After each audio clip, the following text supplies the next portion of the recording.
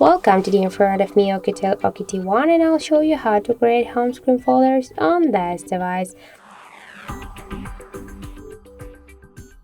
So just first hold for a while the application and drag this app to another one. Now you can see here the new created home screen folders in our device home screen. By the same way, we can add here more applications. As you can see, that's so simple.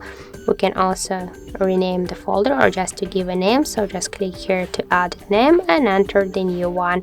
For example, the apps, click to OK, and now we can see that we just successfully renamed our device home screen folder. We can also move this folder here on the screen or between the screens. Just hold it and drag it by this way.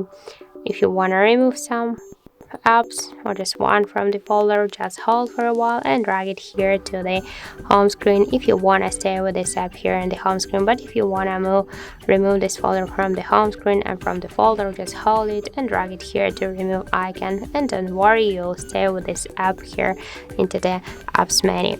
So that's it. Thank you for watching, and if you find this video helpful, don't forget to leave a like, comment and to subscribe our channel.